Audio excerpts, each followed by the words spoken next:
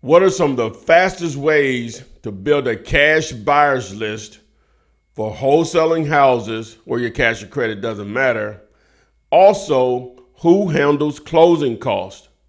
Well, we're going to answer those questions and more in this first episode of FlipTainment. So you know what you need to do. Stand by. Let's get it. Flip man, it's the flip man. You want some money in your hand? Flipping houses without credit or your cash. Get that bag. Flip man, it's the flip man. Josh Weiser wants to know, how do you handle closing costs when wholesaling? I can start that off. That's a good question. So closing costs is negotiable. Most likely if you are assigning that particular property, so it's just one closing, the closing costs most likely will be paid by the end buyer and the seller one way or the other, where you're probably not paying for anything. But if you double close, you will incur some type of closing costs. That's still negotiable, but most likely you're probably going to pay some of that of your own particular closing costs. The end buyer is going to pay their own closing costs. The seller is going to pay their own. So everything is pretty negotiable unless you do a double closing, where you're probably going to accumulate at least an attorney fee, and you probably have to take care of that. Ty, you got anything on that? Yeah, like I think you said, is it's all negotiable with the seller. With the buyer and yourself. If you're double closing, you're normally going to eat some of that or whatever assignments. Normally, most buyers will pay it. Just depends on who you're dealing with, but it's all negotiable. And normally, it's so insignificant on what you're going to probably make that if it comes down to it to make the deal work, sometimes you'll just pay it all. It just depends. You may be we're about to make $12,000, but the closing cost is $1,200, so you make $10,800. So I know that wouldn't stop me. Like, what else?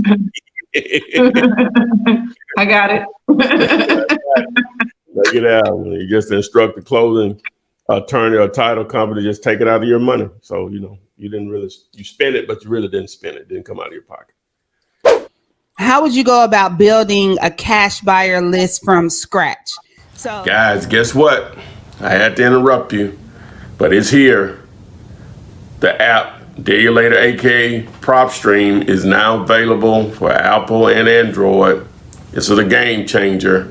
You've been asking for it. I've mentioned it a couple of times.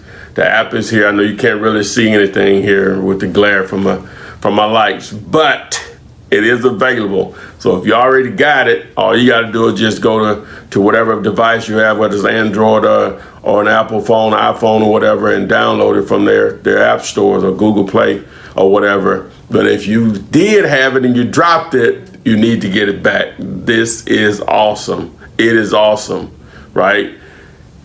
I've been waiting on it. I know you all have been waiting on it, so you gotta get it. So the PropStream app is available.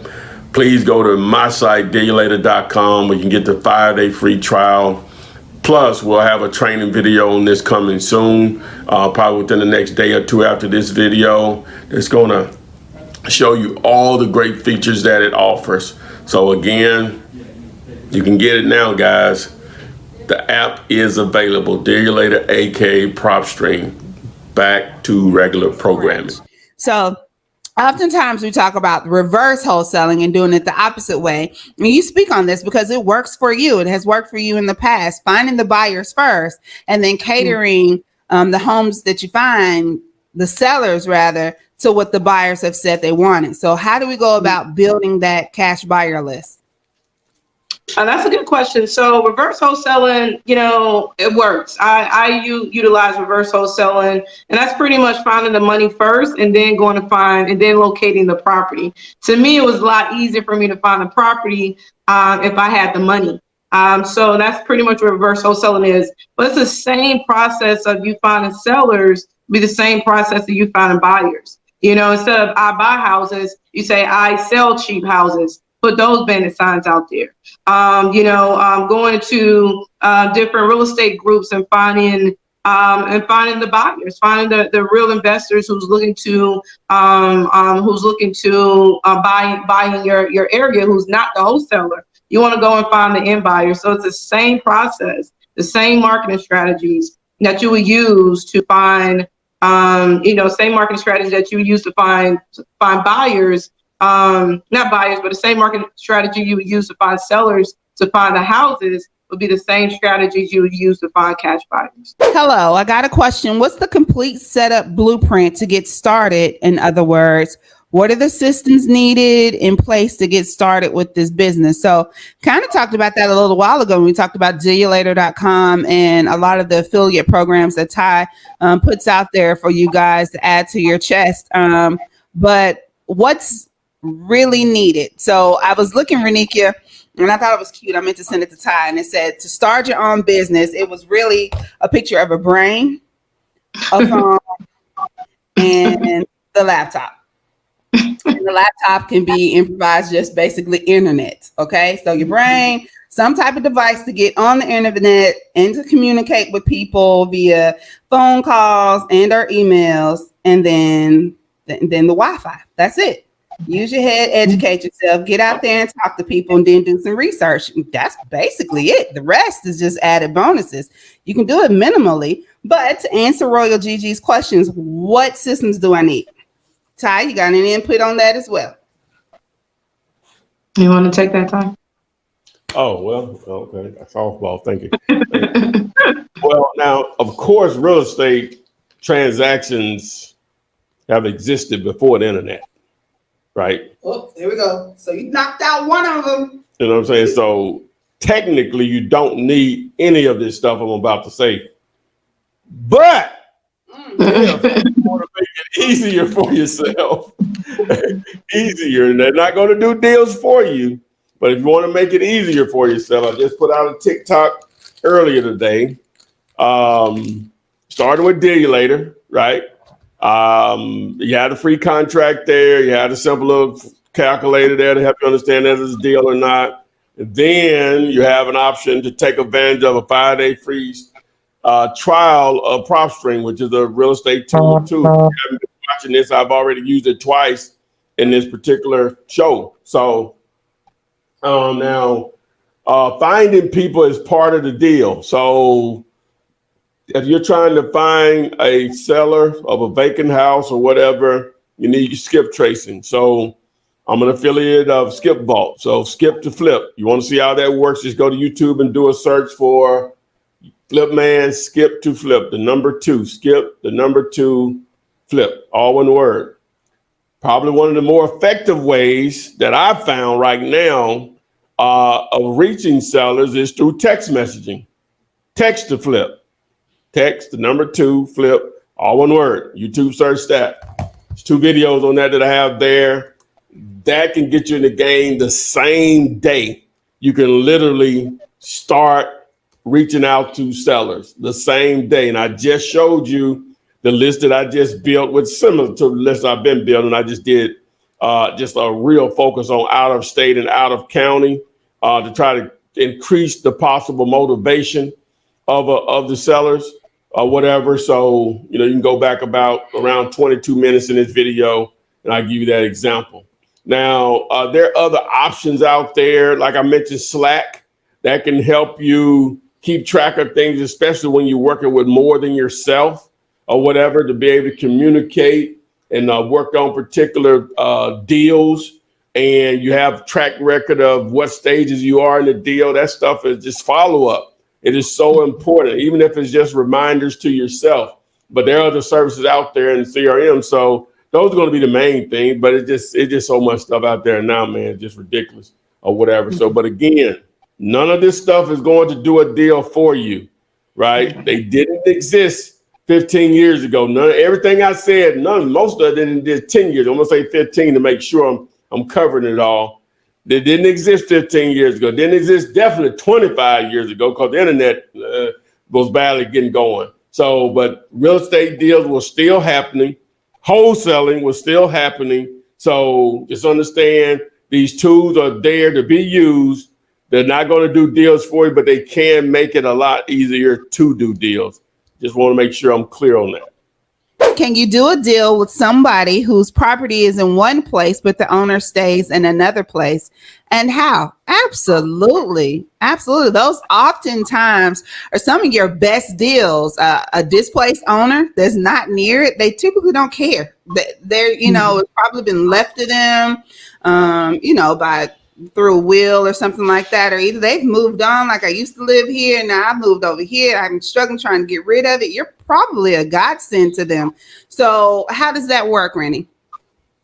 So that really goes back to what Ty was just stating with the list that he just pulled. He pulled a list of out-of-state owners and out-of-county owners. So, it's pretty much that skip tracing the homeowner, no matter where they live in the county, out of county, just skip tracing the homeowner and contacting them directly via contacting them via phone, text messaging them, sending them a yellow letter or a postcard, letting them know that you're interested in purchasing their property. Using that Detroit example, if you have $1,000 house and the rehab is $40K, would that be a better exit strategy to buy and hold and get cash flow, or fix and flip? What's the better play for a property like that? So I'm saying, if you got $1,000 to put towards it, buy it. And then it buys you a little bit more time. There is no due diligence. There is no, waiting the 30 days. You're giving yourself a little bit more time, right? Right. Both plays are really good, because from what I'm hearing in Detroit, a lot of those properties are worth about 150, 175. So, if you can flip out and make a, $70,000, $80,000 pop, that's not bad either. However, all in at $40,000, $50,000, and you hold on to that, that's a very high return cash flowing rental property. So I would try to hold on to as many of those properties as well, and maybe flip out a couple just to keep that lump sum cash coming in. But those are really good buy and holds. Really good buy and holds.